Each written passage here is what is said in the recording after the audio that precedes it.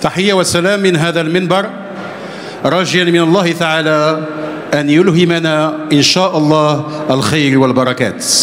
Mesdames, Mesdemoiselles et Messieurs, très heureux de vous accueillir pour cette première émission de ce mercredi 29 septembre, ici, pour la 5e édition du Carrefour des fournisseurs industriels de l'agroalimentaire. Nous allons, avec votre et ma permission, nous entretenir sur un sujet tout à fait unique et exceptionnel, une thématique qui nous interpelle, une logistique maîtrisée, une compétitivité augmentée. Super.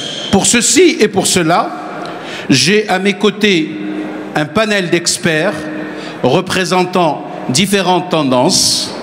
Dans un premier temps, j'ai le plaisir d'avoir avec moi le vice-président de l'association Fret Forwarder marocain, Monsieur Mohsin Bensouda, et non moins directeur général de Sonatrans, spécialisé dans le transport. J'ai également avec moi Si Mohamed Lamrabet, ex-directeur régional des douanes de Casablanca et conseiller pour Sonatrans.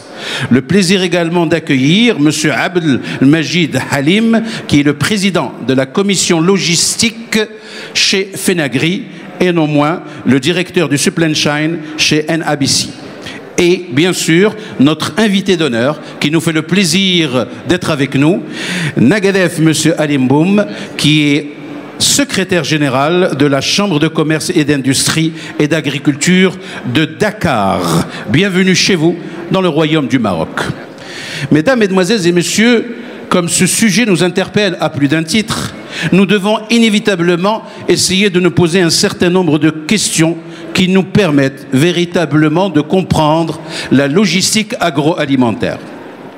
Le premier intervenant, c'est Mohsin Bensouda, va nous expliciter dans les grandes lignes le contrat-programme et véritablement cette vision qui a été mise pour ce secteur. Je lui donne la parole, mesdames, mesdemoiselles et messieurs, sous vos applaudissements, pour nous dire exactement comment les choses se passent, quels sont les enjeux. Tout de suite après, monsieur Halim se fera le plaisir de nous donner véritablement ce qui se passe en entreprise. Nous aurons également le point de vue de notre conseiller Selm Rabet et nous partirons en vol oiseau vers Dakar pour expliciter ce qui se passe exactement en matière de logistique pour répondre à la fin des 30 minutes qui nous sont imparties, une logistique maîtrisée, une compétitivité augmentée. C'est Mohsin Bensouda, pardon, à vous la parole. Merci beaucoup, je vous remercie. Je voudrais très rapidement présenter une fiche relative à la stratégie de développement et de la compétitivité logistique telle que prônée par les pouvoirs publics au Maroc. Pour le Maroc, la logistique représente des enjeux importants et multiples en termes de compétitivité économique et de croissance, mais aussi sur le plan social en matière d'emploi et de pouvoir d'achat. Aujourd'hui, la performance du secteur dans son ensemble reste à un stade intermédiaire, caractéristique des pays émergents, mais présentant bien sûr un fort potentiel de développement. Une offre de services encore variable en termes de coûts, en termes de qualité et en termes de délai. Et aussi une demande peu sophistiquée et un manque d'infrastructures spécialisées sur certains flux. Par ailleurs, un ensemble de nouvelles stratégies sectorielles volontaristes ont été définies par le Maroc, notamment dans les domaines agricoles, énergétiques et industriels. Pour maximiser les impacts escomptés et les chances de réussite de ces stratégies, il est aujourd'hui essentiel de les accompagner par un secteur logistique performant aux nouveaux besoins de notre économie. À cet effet, la consolidation d'une réelle compétitivité de l'économie du Maroc figure parmi les principaux objectifs des pouvoirs publics. Vu l'impact de ce secteur sur la consécration du Maroc comme destination de choix pour les investissements créatifs d'emploi, et on vient de voir juste hier l'annonce faite en ce qui concerne l'aéronautique, et de valeur ajoutée aussi, ainsi que l'amélioration de la compétitivité des échanges commerciaux du Maroc, aussi bien intérieurs qu'extérieurs. Ainsi, le Maroc a pu, durant ces dernières années, réaliser une véritable rupture dans le développement des infrastructures, rupture que nous vivons tous, autoroutes, ports, aéroports, chemins de fer, etc. et franchir d'importantes étapes dans le processus de réforme, de libéralisation et d'introduction de la concurrence dans les différents modes de transport terrestre, maritime, aérien, comme dans le secteur portuaire. Le développement du secteur de la logistique apparaît aujourd'hui comme la nouvelle priorité stratégique pour parachever le processus de renforcement de la compétitivité de l'économie marocaine dans les secteurs de l'équipement et des transports. En effet, tous les développements des services logistiques ne peuvent se faire sans infrastructures efficaces ou sans l'élimination d'entraves institutionnelles telles que les situations de monopole ou de faible concurrence. Ces deux aspects, qui sont des conditions primordiales et essentielles pour une exploitation optimale des différents maillons de la chaîne logistique, ont fait l'objet de plusieurs actions au cours des dernières années. Pour cela, en plus de la poursuite de la politique des grands chantiers, je vais citer la ligne à grande vitesse, les ports de Tanger-Med 1, de Tanger-Med 2, de Nador-Ouest-Med, il est aussi nécessaire de donner une impulsion réelle à travers une nouvelle stratégie basée sur un partenariat fort et efficace avec le secteur privé. Dans ce cadre, une stratégie nationale intégrée pour améliorer la compétitivité logistique a été définie. Et nous voyons depuis un certain nombre d'années des résultats positifs. Elle vise la réduction du poids des coûts logistiques dans l'économie nationale pour atteindre 15% du PIB au lieu de 20% auparavant, et au profit des consommateurs et de la compétitivité des opérateurs économiques. Cette nouvelle stratégie contribuera également au développement du pays.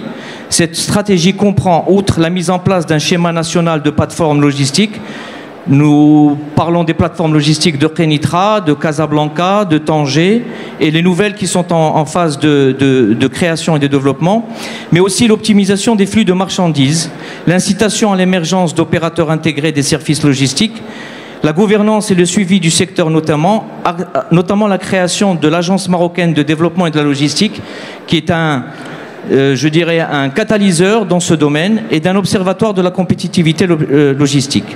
La nouvelle stratégie logistique prévoit la mise en place de plateformes de services logistiques qui permettent une massification des flux, entraînant la réduction des coûts de transport. Le développement des plateformes logistiques se fera aussi à travers la mise en place d'un schéma national de zones logistiques que nous appelons les zones logistiques multiflux, les ZLMF, qui consistent en des zones d'activité logistique regroupant un ou plusieurs types de plateformes. Je voudrais, dans la conclusion, parler des plateformes de MEAD, dire l'importance des plateformes des MEAD, des magasins sous douane, et toute la valeur ajoutée qu'ils peuvent apporter dans le secteur de l'agroalimentaire. Voilà, c'est pour une première introduction. Je vous remercie. Merci beaucoup, Monsieur Bensouda, pour ces éclaircissements qui nous ont permis de constater l'évolution qualitative et quantitative qui a été faite au niveau de la stratégie de développement logistique au niveau du Maroc. Je souhaiterais, suite à cette intervention fort pertinente, interpeller Monsieur Halim, qui est le président de la commission logistique chez la FENAGRI.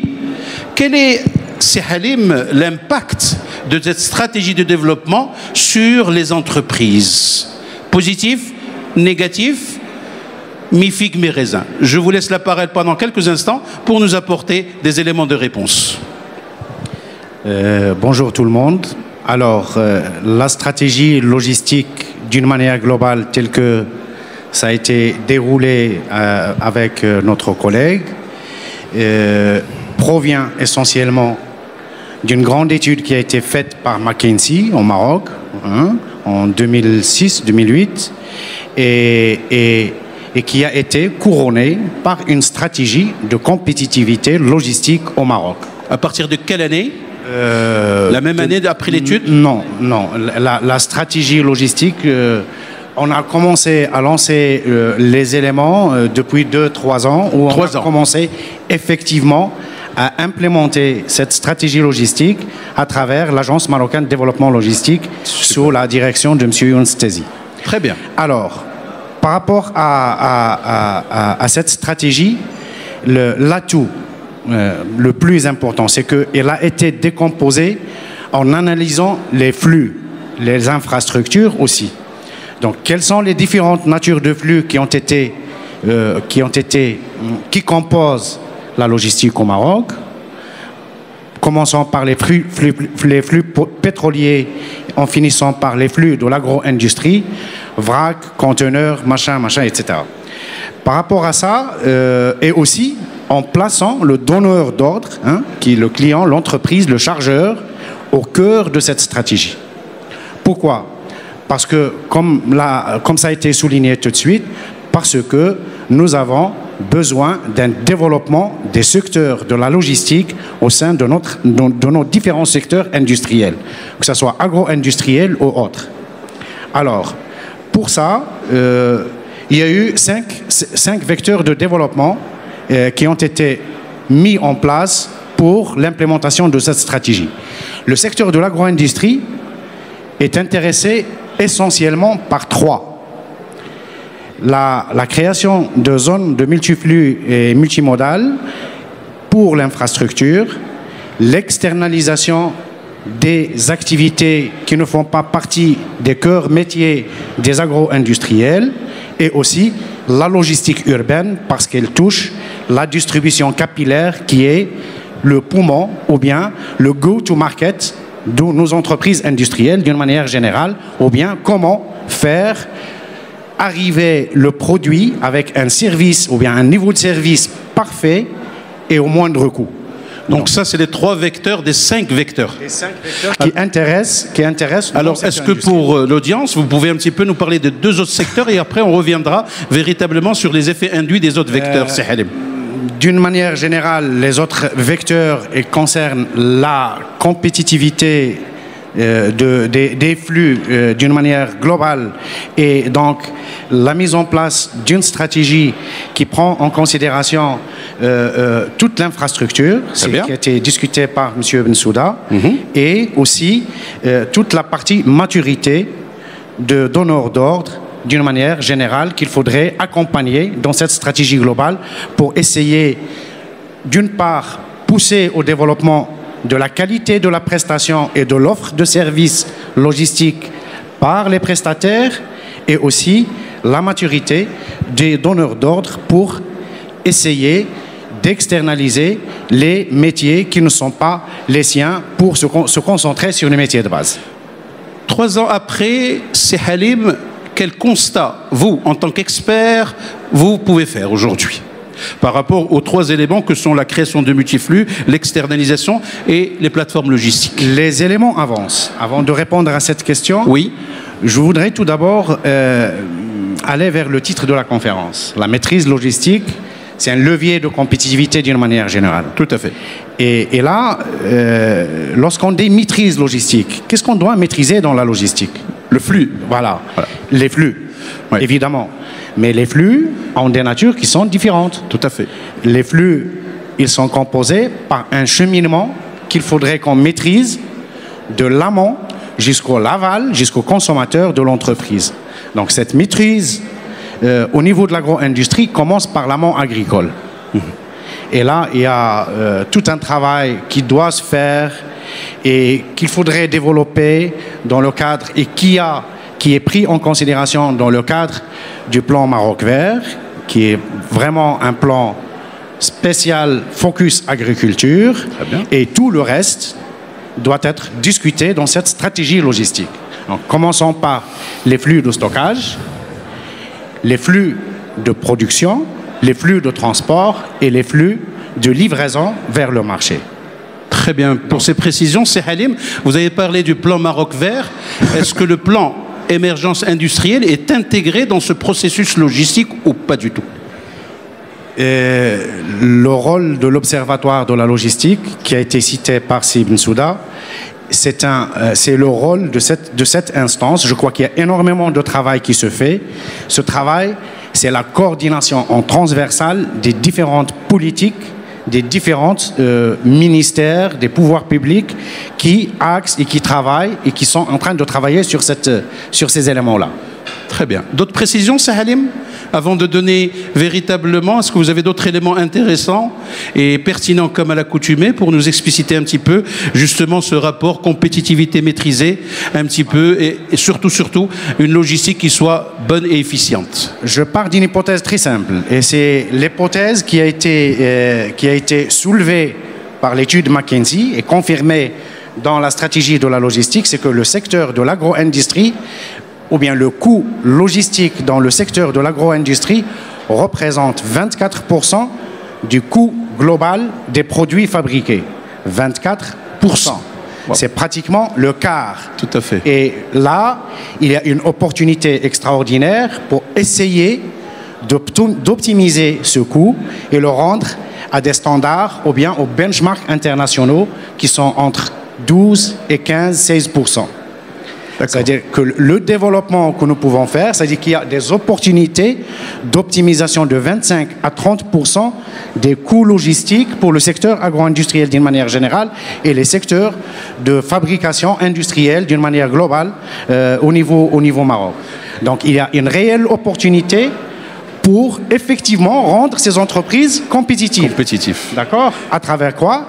À travers la maîtrise des coûts logistiques, la maîtrise des coûts de transport, la maîtrise des coûts de stockage et la maîtrise des coûts de livraison.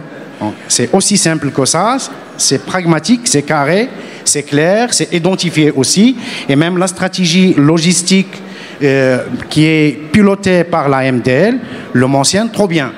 Et les derniers ateliers sur lesquels nous avons travaillé, les derniers chantiers sur lesquels nous avons travaillé ces 2 dernières années, touchent essentiellement les 2 composantes majeures de ce coût, qui sont l'externalisation pour rendre l'entreprise plus flexible, plus agile, et donc il peut aussi mutualiser les charges fixes de l'entreprise, et aussi à travers la mutualisation des flux de livraison vers le marché qui peuvent aussi être considérés comme étant une opportunité extraordinaire pour réduire les coûts.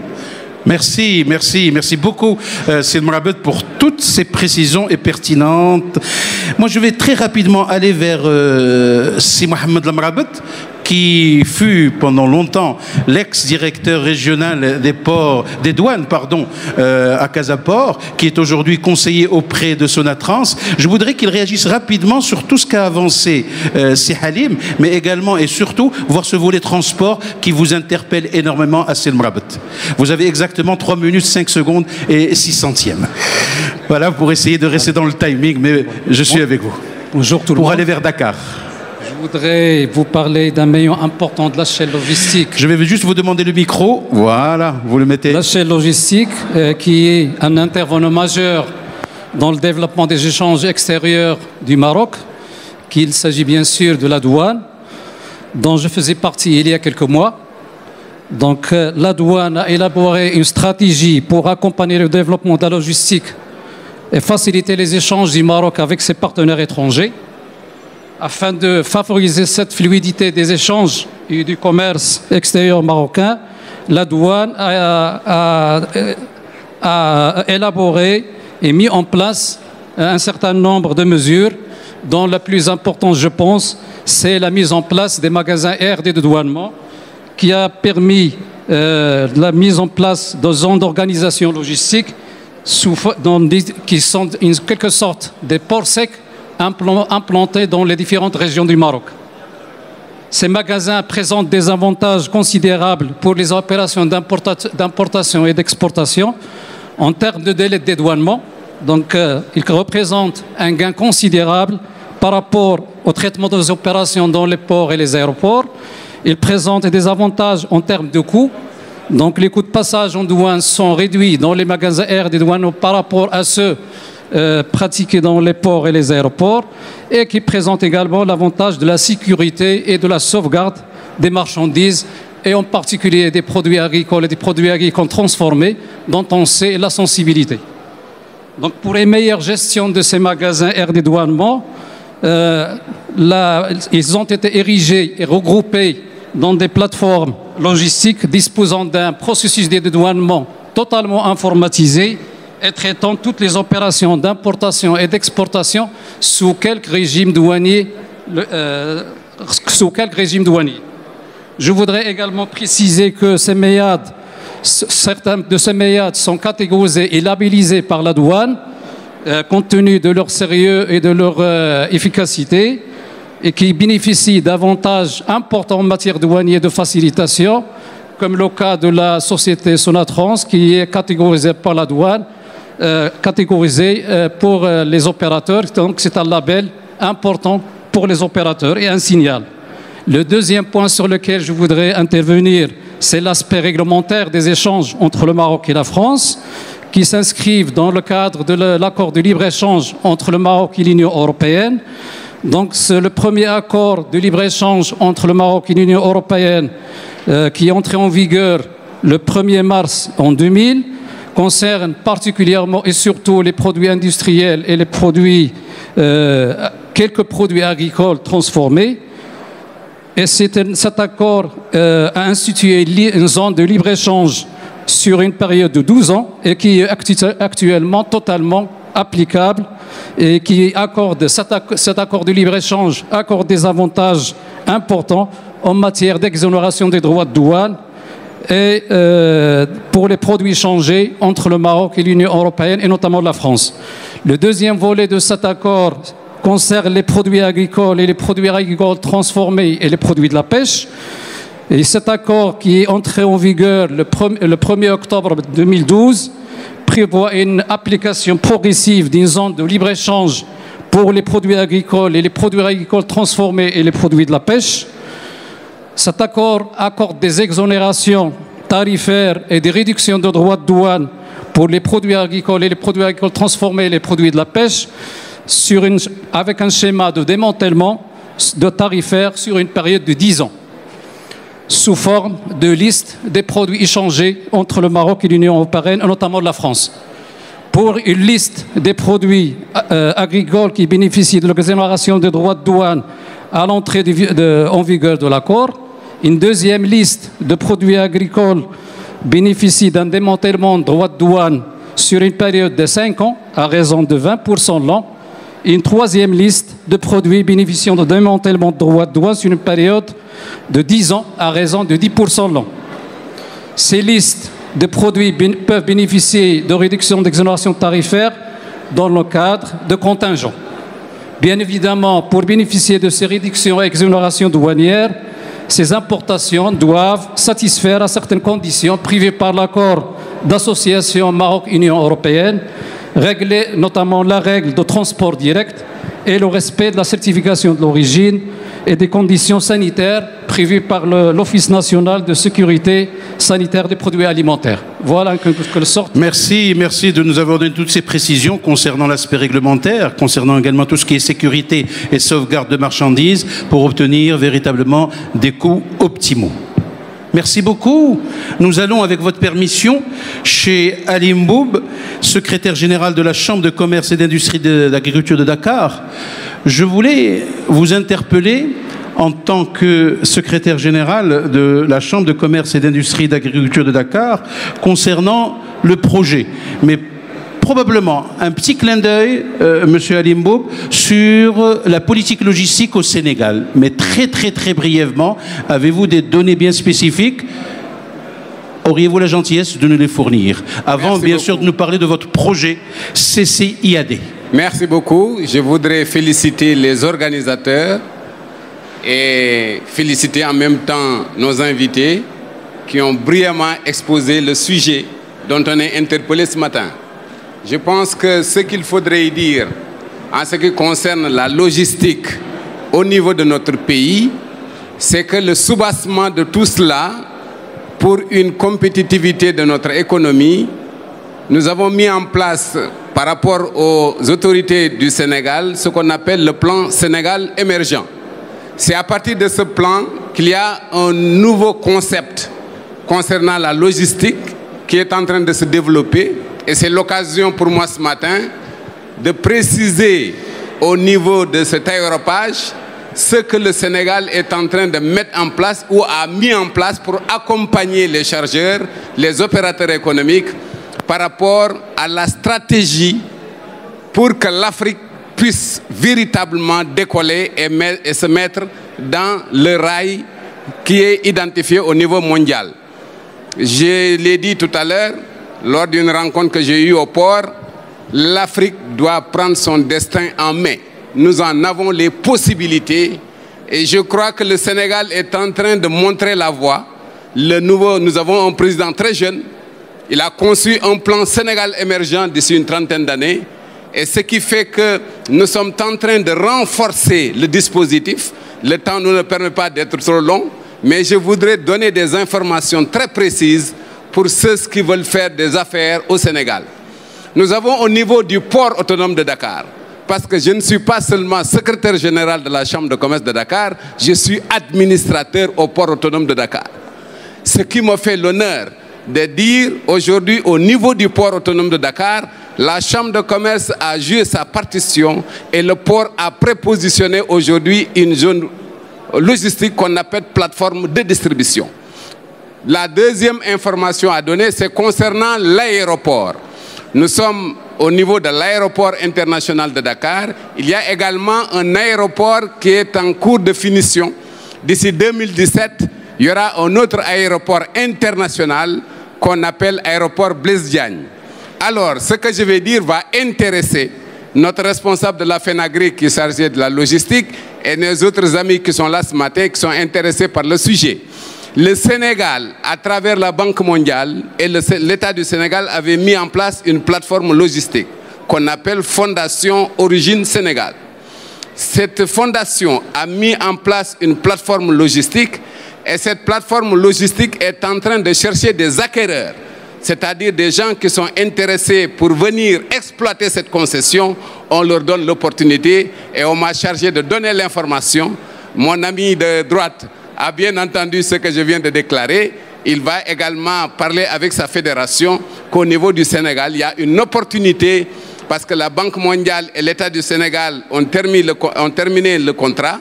Aujourd'hui, c'est un autre concessionnaire qu'on cherche pour venir gérer ce qui va être construit au nouveau aéroport et également l'actuel emplacement de Léopold Sédar Senghor. Pour terminer, sur la Chambre de commerce qui avait une vision long terme. Et lorsque ça fait à peu près 20 ans qu'on travaille sur un projet, parce qu'on travaille toujours dans le long terme. Lorsque le nouveau président du Sénégal est arrivé, il a vu le programme de la Chambre de commerce en ce qui concerne la logistique, qui doit accompagner son plan Sénégal émergent. Il a dit, moi, tout ce qui concerne la logistique, au niveau du pôle urbain qui est à 40 km de la capitale du Sénégal, de la ville, du centre-ville, nous allons positionner ce qu'on appelle le marché d'intérêt national. C'est comme Rungis à Paris. Donc ce projet-là actuellement est en construction et dans 12 mois, la structure sera mise en place. Donc je crois que les gens sont d'ici mi de l'année 2017, les opérateurs économiques, surtout nos amis marocains, pourront effectuer une visite au Sénégal pour se positionner par rapport à cette logistique. Nous l'avons accompagné avec une gare de gros porteurs. Parce qu'on s'est dit, au centre-ville, il y a beaucoup de gros véhicules et ça ne peut pas s'accommoder avec le développement de la ville. On a dit, on crée à 40 km de la ville une gare de gros porteurs et de petits véhicules qui vont décharger les marchandises pour pouvoir se faufiler au niveau du centre-ville. Voici brièvement les quelques informations que je voulais donner concernant la logistique qui est en train de se développer au Sénégal. Aujourd'hui, vous maîtrisez parfaitement la logistique à ce process, donc vous devenez très compétitif. On n'a pas d'autre solution, on était obligé, je vous l'ai dit tantôt, oui. Les projets même de 20 ans ont été mis à jour aujourd'hui parce que la logistique est incontournable. Si tu maîtrises la logistique, tu as une compétitivité assurée. Merci. Merci beaucoup pour ces informations, monsieur le secrétaire général de la Chambre de commerce. Très rapidement, peut-être un des intervenants ici présents de cette émission a quelque chose à rajouter par rapport à ce que vient de dire monsieur Ali Mboub. Juste, on a parlé de coût et de compétitivité. Je pense que un magasin sous douane est un facteur important dans cette démarche. Je pense qu'un magasin sous douane labellisé peut donner des solutions aux sociétés de l'agroalimentaire. Et je pense que par rapport à notre expérience personnelle en tant que Sonatrans, nous avons déjà des clients à qui nous avons apporté des solutions dans ce domaine et nous espérons encore en donner à d'autres, bien entendu, qui seront les bienvenus. Voilà, merci. Merci beaucoup, Monsieur Bensouda. Je m'en remets à l'audience par rapport aux questions. Nous avons 5 petites minutes un petit peu pour échanger avec nos professionnels. Marie, où es-tu? Nous avons déjà une question. Je souhaite la bienvenue à Monsieur Ben Mansour parmi nous. Voilà, j'ai une question ici. Faut-il peut-être prendre le micro, s'il vous plaît, Marie? Auriez-vous la gentillesse de vous présenter et quelle structure vous représentez? Bien sûr, un petit clin d'œil sympathique pour notre ami Zakaria Dinia, qui fait du très très joli travail et qui nous caricaturise de façon tout à fait pertinente cette émission, une logistique maîtrisée, une compétitivité augmentée. Bravo Zakaria Dinia, qui est le président de Dinia Events. Bienvenue à bord et c'est un plaisir de collaborer avec vous. La question. Bonjour. S'il vous plaît. Je suis Mustafa Al-Qasmi, je suis président d'une entreprise qui travaille dans la construction métallique. Cependant, j'ai travaillé beaucoup dans la logistique. J'ai fait partie des entreprises qui ont été abordées par McKinsey en 2006 pour réfléchir sur la stratégie logistique au Maroc. Superbe. Les 20% que monsieur a donné, c'est un chiffre d'il y a 10 ans. 20% d'éco-logistique par rapport au PIB marocain. Est-ce qu'aujourd'hui, depuis qu'on a mis en place l'Agence de développement de la logistique, est-ce qu'on connaît exactement nos co-logistiques au Maroc? Deuxième question, qu'est-ce qu'il représente en fait par rapport au PIB?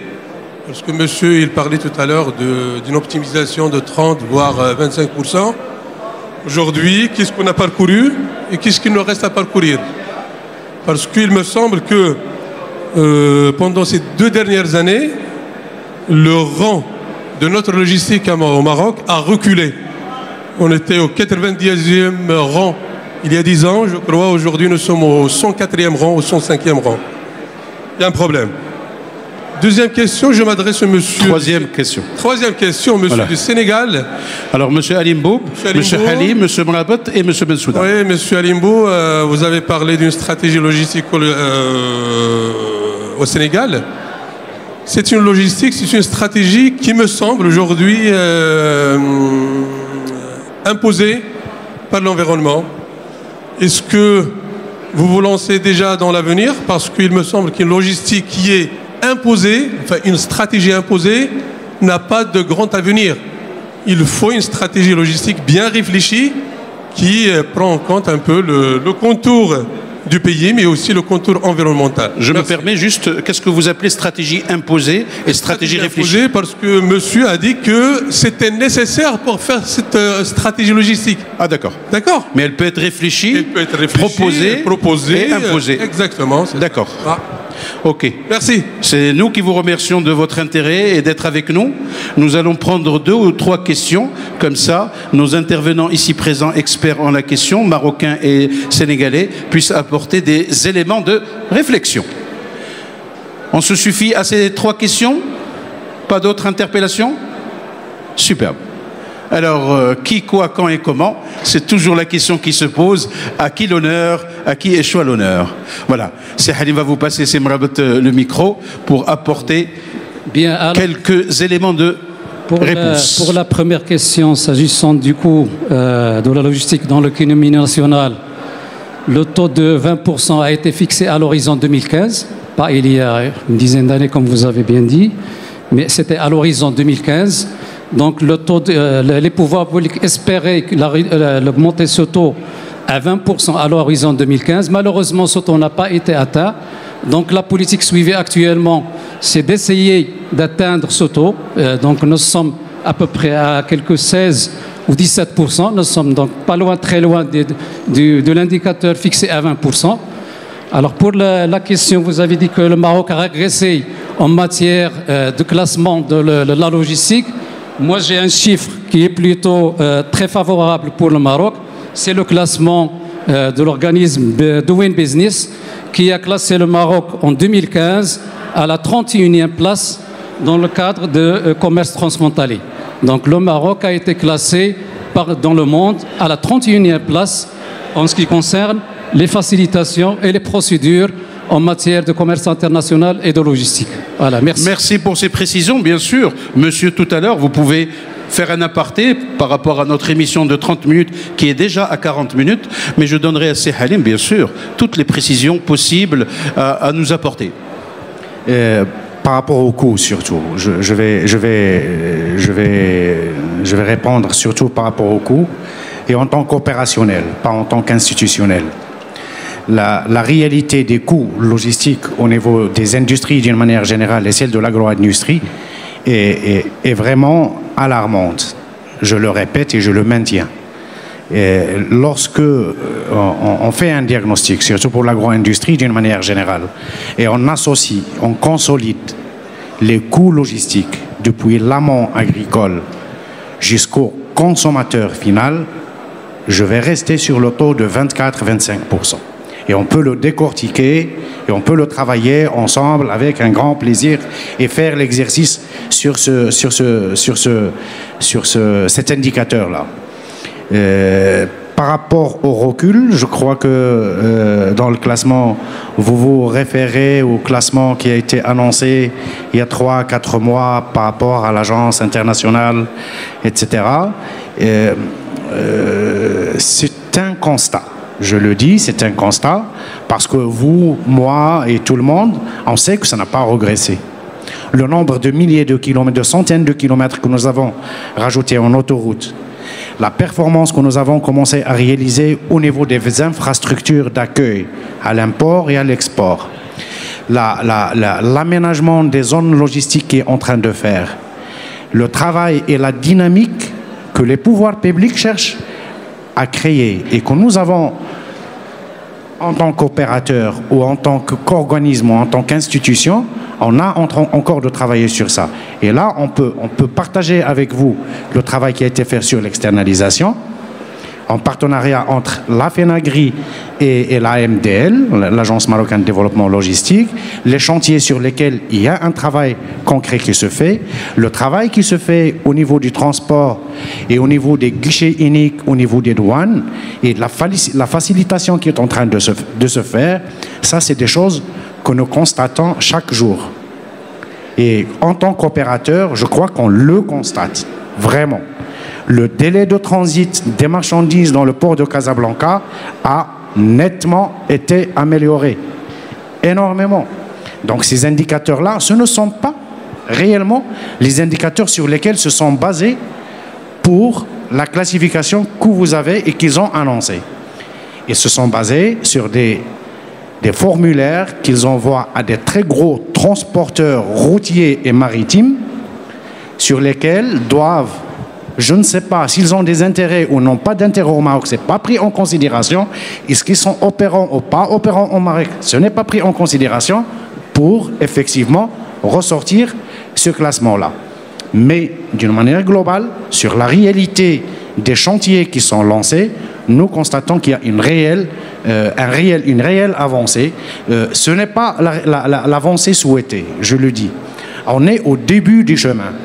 On n'est pas là pour vous dire que c'est parfait, nous avons réalisé des exploits et que tout va bien. Au contraire, les chantiers sur lesquels nous sommes en train de travailler et les chantiers qui nous restent à travailler de moyen et long terme pour développer énormément de chantiers sur les taux d'externalisation dans l'industrie d'une manière générale et dans l'industrie agroalimentaire sont très faibles. Et c'est pas faire l'externalisation, réaliser des externalisations pour dire qu'on essaie de développer. L'externalisation, c'est la résultante d'un travail de maturité et de développement logistique au sein des entreprises. On ne peut pas externaliser si on n'est pas mature organisationnellement parlant. La plus grande contrainte au niveau du secteur de l'agro-industrie, c'est que la majorité des entreprises agro-industrielles, c'est des PME. Et le patron de la PME, le matin, il voit 2 comptes, ils n'ont pas 3. Il voit le client et la banque. Il a un souci de développer son marché et il a un souci de financer le développement de son marché. La logistique, jusqu'à maintenant, d'une manière générale, et la supply chain d'une manière générale, n'est pas prise en considération dans le focus managériel des entreprises et sur lesquelles il faudrait un travail de fond. Et il y a aussi un projet sur lequel on travaille dans la FENAGRI de coaching, un travail de coaching du management de nos entreprises pour leur montrer cet intérêt. Et c'est là où on va créer une dynamique globale entre pouvoir public, organismes institutionnels et entrepreneurs, acteurs sur le marché de l'agro-industrie d'une manière générale. Merci. Merci beaucoup, c'est Halim. Nous allons chez Halim Boub pour nous expliciter et répondre à la question de notre intervenant ici dans l'audience. Merci. Stratégie imposée, stratégie réfléchie, qu'en est-il par rapport à cet environnement, monsieur Halim Boub?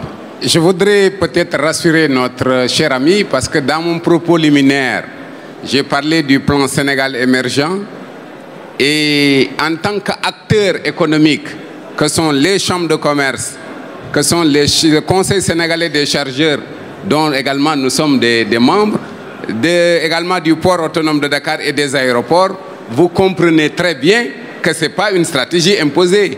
C'est aujourd'hui une vision stratégique qui a conduit à nous, acteurs économiques, à donner la voie aux autorités pour nous accompagner. C'est aujourd'hui ce que nous sommes en train de réussir.